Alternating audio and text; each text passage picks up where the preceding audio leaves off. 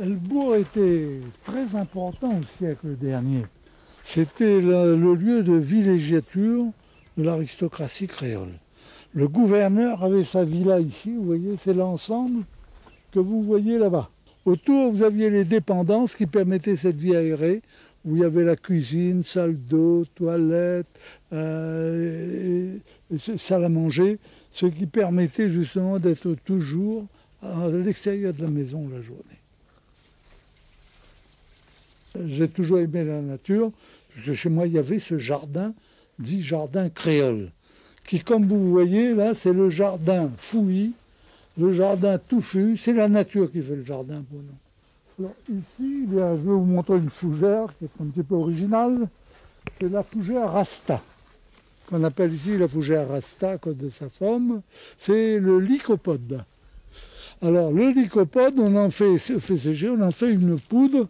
Et à l'époque, les pharmaciens s'en servaient. Quand il y avait beaucoup de préparation, quand ils faisaient des pâtes, là, pour en faire des gélules, hein, la pâte était pâteuse, ils enroulaient ça dans le lycopode et ça faisait des petites gélules bien sèches qu'ils vendaient tout de suite. Et le lycopode, vous avez dû remarquer aussi dans les films historiques où on vous montre Napoléon ou Louis XIV signant un parchemin, trempait la plume doigt dans l'encre, il signait, et ensuite il prenait une petite pincée de poudre qu'il mettait sur la feuille, sur la signature, et la feuille, il vous présentait la feuille sèche. Si vous voulez, c'est le papier buvard de l'époque. Et c'est une fougère? C'est une fougère. Donc, ici, c'est une orchidée. L'angrécum, c'est la comète de la Réunion, l'étoile à 5 branches avec la queue.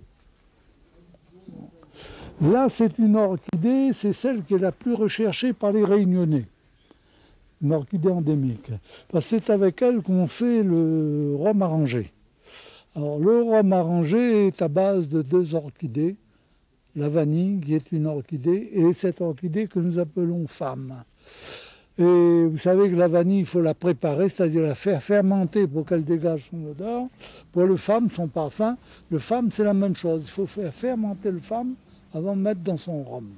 Les créoles vous disent que c'est la seule femme qu'on peut mettre en bouteille.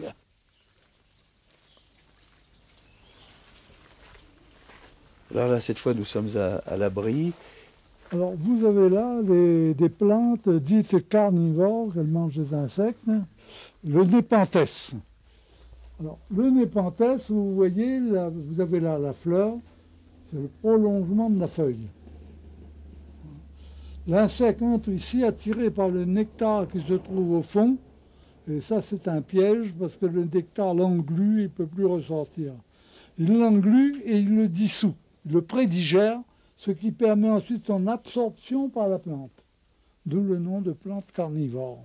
Et vous voyez au-dessus de la fleur le petit parapluie pour éviter que l'eau entre dans la fleur et là, il détériorerait le nectar, sinon la plante ne fonctionnerait plus. Alors là, vous avez quelques orchidées en fleurs, notamment des Paphiopédilium, des sabots de Vénus, de la forme de sabot de la plante. Vous avez ici un cymbidium, des cymbidiums. Celle-ci qui est belle. Voilà. Les orchidées, c'est la fleur qui est belle dans l'orchidée, c'est jamais la plante. Vous voyez, les plantes ne sont pas belles. Les orchidées viennent des 4 coins du monde. Les grands orchidophiles sont en Europe, en Amérique et autres, parce que c'est eux. Parce que l'orchidée, au départ, en général, quand vous la trouvez dans la forêt, ce sont des petites orchidées, la plupart du temps. Et c'est l'homme qui a amélioré ces plantes pour en faire des grosses fleurs, en les mariant, les combinant, etc. Il les a trafiquées, au fond. La plupart des orchidées que vous voyez ici, sont des orchidées de culture, on appelle.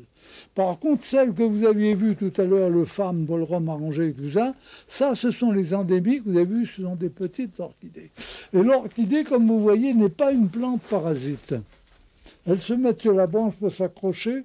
Vous voyez, elles ont les racines dans l'air. Ce sont des plantes dites épiphytes. Elles ont les racines dans l'air.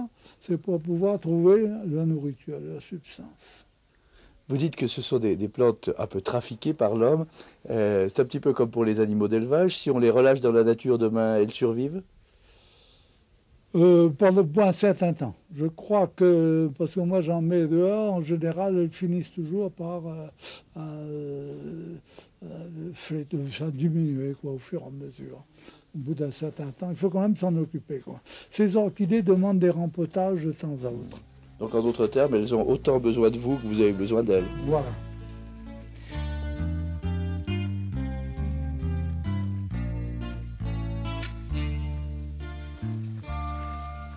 Les propriétés de cette époque, eh bien, étaient constituées d'un verger pour avoir ses fruits. Vous voyez, il y avait aussi un petit potager pour avoir ses brins d'oignon, le thym. Et dans ce potager, on plantait beaucoup de plantes médicinales. Parce qu'à l'époque, on se soignait uniquement par les plantes. Il n'y avait pas de docteur. Et parmi ces plantes, eh bien, nous, on a conservé quelques-unes. Là, je vais vous montrer. Vous avez ici le datura. Les anciens faisaient sécher la fleur qu'ils fumaient quand ils avaient une crise d'asthme ou une quinte de toux. Ça les apaisait, mais ça ne les guérissait pas. Ça apaisait parce que le datura est un hallucinogène. C'était dans la tête, quoi, au fond. Voilà. Le faux patchouli. Alors, le faux patchouli, on en fait des parfums, ça sent bon. Mais ici, quand on avait des douleurs rhumatismales, on se frottait avec ça, ou alors on faisait des compresses. Les pharmaciens en tiennent compte encore aujourd'hui? Ils savent fabriquer? Non. Aujourd'hui, tout ça, j'ai pas l'impression. L'herboristerie n'est pas très développée à La Réunion. Ce qu'on vient de voir là, c'était la sensitive. La sensitive, oui. Que les crêles appellent trompe la mort, parce que dès qu'on touche, on a l'impression que la plante meurt. Elle disparaît. Et elle fait ça, c'est pour se protéger. Si une chèvre vient la manger, elle disparaît. La chèvre, dès que la chèvre la touche, elle disparaît et la chèvre s'en va. Et avec la sensitive, on fait des infusions calmantes. Quand les bébés étaient énervés à l'époque, maman mettait dans le biberon une petite feuille de sensitive. Quand il avait le sommeil agité, elle mettait une petite branche de sensitive sous son nez dans la tête d'oreiller pour qu'il dorme bien. Et vous pensez aussi que les dames, quand elles voulaient envoyer les maris se coucher, une petite infusion de sensitive, chérie. Et voilà, ça suffisait. Vous, aujourd'hui, je rappelle que vous avez 80 ans, donc vous avez du recul, de l'expérience. Il vous arrive encore de venir, j'allais dire, glaner dans votre jardin pour votre propre usage? Non, sauf des fois une petite infusion, mais pas de sensitive. Bien, pendant la dernière guerre, 39-40, ici à La Réunion, on ne recevait plus de bateaux. On est une île, on était isolés pendant quelques années, et finalement il nous manquait beaucoup de choses, on n'avait plus de savon. Ben, celui qui avait un camélia, il était heureux, parce que son camélia lui servait de savon.